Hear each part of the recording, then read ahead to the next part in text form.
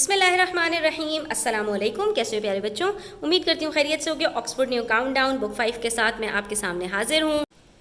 तो प्यारे बच्चों, हम कर रहे हैं चैप्टर नंबर 3 फ्रैक्शंस के अंदर एक्सरसाइज 3B, जिसमें हमारे पास मल्टीप्लिकेशन ऑफ फ्रैक्शंस है और आज हम करेंगे इसका क्वेश्चन नंबर 4 एंड ऑनवर्ड्स। तो इस क्वेश्चन नंबर 4 में हमसे कह रहे हैं work out these using repeated addition with the help of diagrams. आपको यहाँ पर फिगर्स दी हुई है। पार्ट ए में आपसे कह रहे हैं 5 को मल्टीप्लाई कर दो हाफ से। इसका मतलब क्या है? इसका मतलब है कि आपके पास 5 होल्स हैं, ठीक है, 5 पूरी की पूरी चॉकलेट्स हैं और उसके बाद आपने उसको मल्टीप्लाई करना है हाफ से, यानी तमाम को आपने क्या कर देना है, हाफ कर देना है। तो बताइए आपके पास यहाँ पर कितने शेडेड पार्ट्स आ रहे हैं स्टूडेंट्स? 1 2 3 4 5 शेडेड पार्ट्स को तो आप एज इट इज उठाकर लिख देते हैं, लेकिन जब टोटल की बात आती है तो स्टूडेंट्स इसके अंदर आप सारे टोटल्स को नहीं लेंगे, बल्कि एक होल में आपके पास जितने टोटल पार्ट्स हैं वो आप यहाँ पर अपने टोटल में लिखते हैं।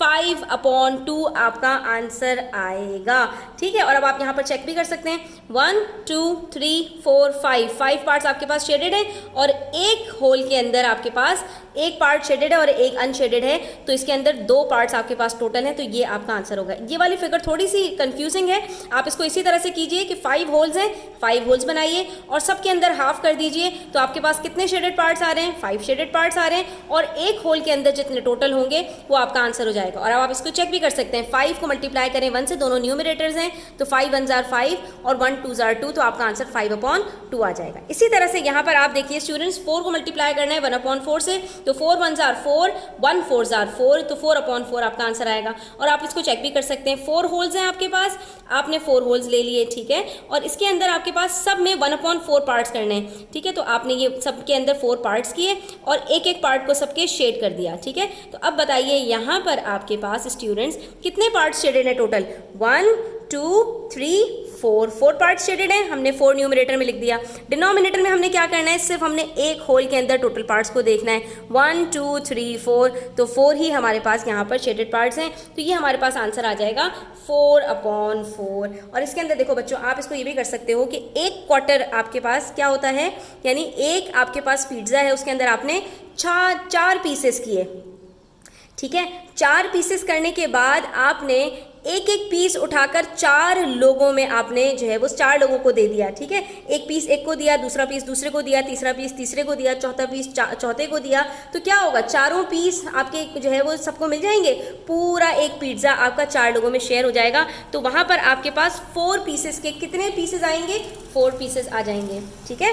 इसी तरह से 3 को मल्टीप्लाई करना है 1/5 से, तो यहाँ पर हम क्या करेंगे, हम यहाँ पर 3 ट्रायंगल्स बना लेते हैं, ठीक है। 3 होल्स हमारे पास आ गए, ठीक है। और इसके अंदर हमने क्या करना है, 1/5 पीसेस करने हैं, लेकिन यहाँ पर 1/5 पीसेस हमारे लिए करना मुश्किल होगा स्टूडेंट्स, तो हम इसको यहाँ पर रेक्टेंगल ही ले लेते हैं। तो ये देखिए हमने यहाँ पर क्या किया, 3 होल्स लिए और तीनों के अंदर 1/5 हमने यहाँ पर पार्ट्स करने हैं, तो 5 होल के अंदर एक एक हमारे पास शेडेड हो जाएगा। तो कितने शेडेड पार्ट्स आ गए स्टूडेंट्स? हमारे पास 3 शेडेड पार्ट्स हैं और एक होल के अंदर टोटल कितने पार्ट्स हैं? 5 पार्ट्स हैं, तो इसका आंसर हमारा 3/5 आएगा। और अब आप चेक भी कर सकते हैं, यहाँ पर 3 1 जार 3 1 5 जार 5, तो 3/5 आपका आंसर आ जाएगा, ठीक है।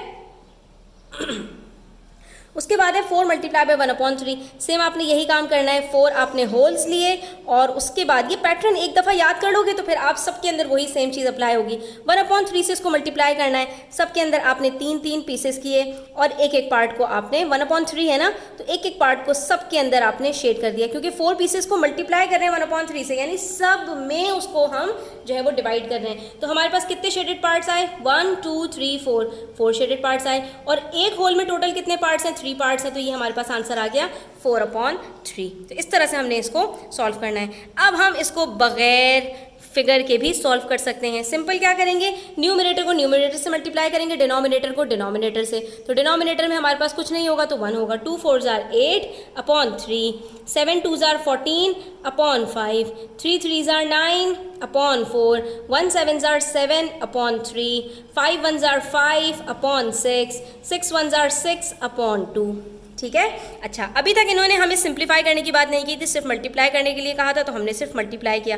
अब हमसे कहेंगे कि चलो भाई रिड्यूस भी करो, इसको रिड्यूस करना है आपको लोएस्ट टर्म तक, यानी कि इसको आपने सिंप्लीफाई भी करना है। तो कोई मसला नहीं, हमें सिंप्लीफाई करना आता ही है, हम तो सॉल्व करने से पहले ही सिंप्लीफाई कर लेते हैं। यहाँ पर देखिए दोनों न्यूमरेटर्स हैं, एक डिनोमिनेटर है, ये डिनोमिनेटर न्यूमरेटर के साथ सिंप्लीफाई हो रहा है। कैसे? 3 1s are 3, 3 2s are 6, नीचे दोनों 1s बचे, 2 2s are 4 आंसर आ गया। इसके बाद देखिए 4 1s are 4, 4 2s are 8, 3 को 2 से मल्टीप्लाई किया, 6 आंसर आ गया। 2 1s are 2, 2 1s are 2, बचा सिर्फ 10, 10 आंसर आ गया। 4 1s are 4, 4 2s are 8, यहाँ पर एक 7 ऊपर बचा, 2 नीचे बचा, तो 7/2 आंसर आ गया। उसके बाद 3 1s are 3, 3 3s are 9, यहाँ क्या बचा? 4 1s are 4, 3/3 आंसर आ गया। 7 7 के साथ कट हो गया, सिर्फ क्या बचा? 2 बचा, 2 हमारा आंसर हो गया। ठीक है, इसी तरह से हमने क्वेश्चन नंबर 7 भी करना है। 1/2 multiply bye 4, 2 1s are 2, 2 2s are 4, 1 2s are 2, 3 और 2 यहाँ पर सिंप्लीफाई नहीं हो सकते, तो 3 1s are 3/2, ये 2 2 से कट हो गया, क्या बचा? सिर्फ 1 बचा, 1 लिख दिया। ये 2 और 5 सिंप्लीफाई नहीं हो सकते, 5 1s are 5/2। इसके बाद ये 2 2 से और 1 1 से सिंप्लीफाई नहीं हो सकते, ऊपर नीचे से सिंप्लीफाई होते हैं, तो 1 1s are 1, 2 2s are 4, ये हमारा 1/4 आ गया। अक्सर बच्चे यहाँ पर एक कन्फ्यूजन कर देते हैं कि डिनोमिनेटर को डिनोमिनेटर से कट कर दे। नहीं, आपको हरगिज़ डिनोमिनेटर को डिनोमिनेटर से कट नहीं करना, हमेशा न्यूमिनेटर और डिनोमिनेटर एक दूसरे से कट होंगे। दूसरी बात ये कि अक्सर बच्चे 1 को 1 से मल्टीप्लाई करके 2 आंसर लिख देते हैं, तो भाई 1 को 1 से आप हज़ारों दफ़ा भी मल्टीप्लाई करेंगे, हमेशा आंसर 1 ही आएगा। ये कुछ चीज़ें हैं जो बार बार प्रैक्टिस करने से इंसान जो है इसके ऊपर बड़ी महारत हासिल कर लेता है। तो आपने क्या करना है? आपने बहुत ज़्यादा प्रैक्टिस करनी। इसके अलावा एक और प्रॉब्लम होती है, उसको भी आपने ओवरकम करना है। अक्सर बच्चे एडिशन सब्ट्रैक्शन सीख कर आए होते हैं और वो मल्टीप्लिकेशन के अंदर भी डिनोमिनेटर्स को सेम बनाने में लग जाते हैं, यानी 1 को यहाँ पे पहले 2 से मल्टीप्लाई करेंगे, 3 को 2 से मल्टीप्लाई करेंगे, 6/2 हो जाएगा, तो 6 और 1 को फिर मल्टीप्लाई करेंगे और 2 को 2 से, तो ये बिल्कुल गलत तरीका है। मल्टीप्लिकेशन के अंदर अलग काम होता है, एडिशन सब्ट्रैक्शन में बिल्कुल अलग तरह से काम होता है। ठीक है, तो आपने इन छोटी छोटी चीज़ों का बहुत ज़्यादा ध्यान रखना है।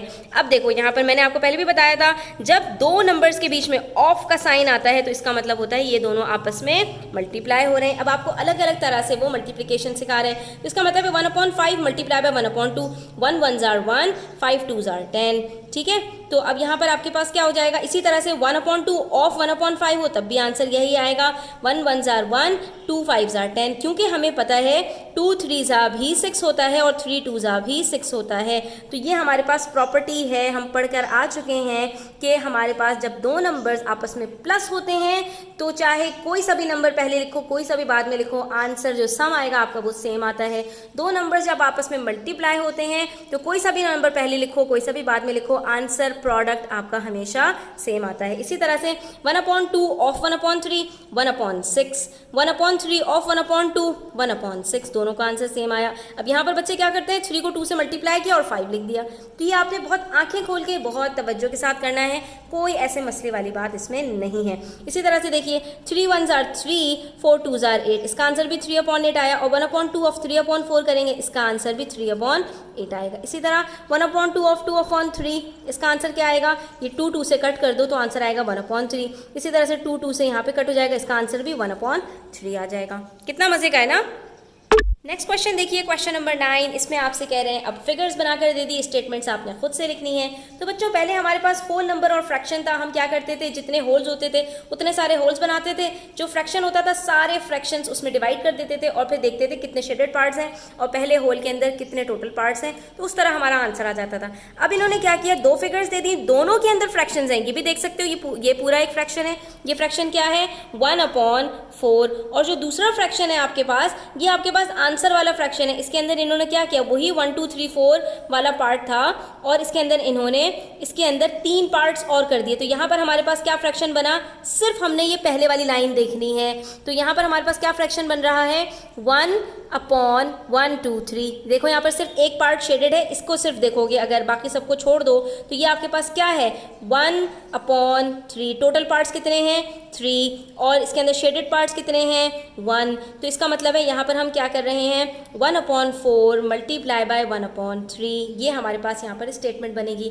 क्योंकि जब दो फ्रैक्शंस को मल्टीप्लाई करने की बात आती है ना बच्चों, तो यहाँ पर आपने क्या करना होता है, आपने सिंपल ये करना होता है कि जो पहला वाला फ्रैक्शन है आपके पास उसके आपने जो है यहाँ पर फिगर बना लेनी है। तो 1/4 आपके पास क्या बनेगी 1 2 3 और 4, ये आपके पास बन गया। इसके अंदर आपने ये पूरा शेड कर दिया। उसके बाद जो दूसरा वाला फ्रैक्शन होता है ना उसको आप वर्टिकली बनाओगे। तो 1/3 इसी में कैसे बनाएंगे हम, ये देखिए 1 2 3, ये एक पार्ट, ये दूसरा पार्ट, ये तीसरा पार्ट। बेसिकली क्या किया हमने कि हमारे पास एक फ्रैक्शन था 1/4 और एक फ्रैक्शन था हमारे पास 1/3। इसके अंदर ये शेडेड पार्ट था, इसके अंदर ये शेडेड पार्ट था। हमने क्या किया, दोनों को एक दूसरे के ऊपर रख दिया। अब हमारे पास यहाँ पर अगर मैं इसको 1/3 को शेड करूँ तो वो ऐसे शेड होगा, 1/3 ये शेड हुआ है, 1/4 ये शेड हुआ है। जहाँ पर ओवरलैपिंग हो जाएगी कि वो सारे शेडेड पार्ट्स जो 1/4 में भी आ रहे हैं 1/3 में भी आ रहे हैं, वो आपका आंसर हो जाएगा। तो यहाँ पर देखो 1/4 में ये 3 डब्बे शेड हुए, 1/3 में ये 4 डब्बे शेड हुए, लेकिन सिर्फ एक ओवरलैपिंग हुई है। तो जो ओवरलैपिंग होती है वो आपका आंसर होता है। तो यहाँ पर अब आप देखिए आपके पास एक पार्ट जो है उसके अंदर ओवरलैपिंग हुई, तो आपका न्यूमरेटर क्या होगा 1। और अब टोटल पार्ट्स इसके अंदर कितने हैं 1 2 3 4 5 6 7 8 9 10 11 12, तो ये आपका आंसर आ जाएगा 1/12। और इसी तरह से देखिए 1 1 जार 1 4 3 जार 12। तो जो आपको तरीका आसान लगे आप इसके अंदर कर सकते हैं, लेकिन फिगर से भी आपको करना आना चाहिए। इसी तरह से देखिए यहाँ पर आपके पास क्या है फ्रैक्शन 1/2, टोटल 2 पार्ट्स हैं और एक शेडेड पार्ट है। और अब सिर्फ इस वाले को देखिए, पहले पार्ट को, इसके अंदर कितने पार्ट्स आपके पास शेडेड हैं 1 पार्ट शेडेड है और टोटल कितने पार्ट्स हैं 1 2 3 4, तो ये क्या बन गया 1/4। तो इसके अंदर ओवरलैपिंग कहाँ पर होगी, सिर्फ इस पार्ट के अंदर ओवरलैपिंग होगी। ये वाला जो पार्ट है जो आपके शेडेड नजर आ रहा है, जब इसके अंदर ओवरलैपिंग होगी तो यहाँ पर आपके पास क्या बनेगा 1/2 multiply by 1/4 is equals to 1। और टोटल पार्ट्स कितने होंगे, तो टोटल पार्ट्स यहाँ पर करके देख लो 1 2 3 4 5 6 7 8, तो ये 1/8 हो जाएगा। और इसको अलग अलग भी करके आप देख सकते हैं। ये देखिए आपने ये बनाया एक हाफ, ठीक है, और इसके अंदर आपने कर दिया इसको शेड, ठीक है। उसके बाद आपने एक और डब्बा बनाया इसके बराबर का, लेकिन इसके अंदर आपने 1/4 हॉरिजॉन्टल बनाए अपने, ठीक है, और इसके अंदर आपने इसको शेड कर दिया। अब इन दोनों को अगर एक दूसरे के ऊपर रखेंगे तो यहाँ पर हमारे पास ये आएगा और इसके अंदर ये भी शेडेड हो जाएंगे। तो कौन सा ओवरलैप कर रहा है, सिर्फ एक पार्ट ओवरलैप कर रहा है। टोटल कितने पार्ट्स हो गए 8 पार्ट्स। इसको आप इस तरह से करते हैं कि एक के पीसेस आपने वर्टिकल बना लिए, एक के पीसेस आपने हॉरिजॉन्टल बना लिए। जो ओवरलैपिंग हो रही है जहाँ पर दोनों शेडेड पार्ट्स मिल रहे हैं वो आपका न्यूमरेटर हो जाएगा और जितने टोटल पार्ट्स अब आपके पास बन रहे हैं वो आपका डिनोमिनेटर हो जाएगा, ठीक है। अब बाकी क्वेश्चंस इंशाल्लाह हम नेक्स्ट वीडियो के अंदर करेंगे। तो अगर आपको मेरी वीडियो अच्छी लगती है तो प्लीज़ लाइक करें, अपने फ्रेंड्स के साथ शेयर करें, चैनल पर नए हैं तो सब्सक्राइब करें। और अगर आप मुझसे पर्सनल कोचिंग लेना चाहते हैं, पर्सनल ट्यूशन्स लेना चाहते हैं तो व्हाट्सएप पर कांटेक्ट करें। इंशाल्लाह मैं आपको पर्सनल ट्यूशन्स भी प्रोवाइड कर दूंगी। आज के लिए इतना ही, अपना ख्याल रखिएगा। अल्लाह हाफ़िज़।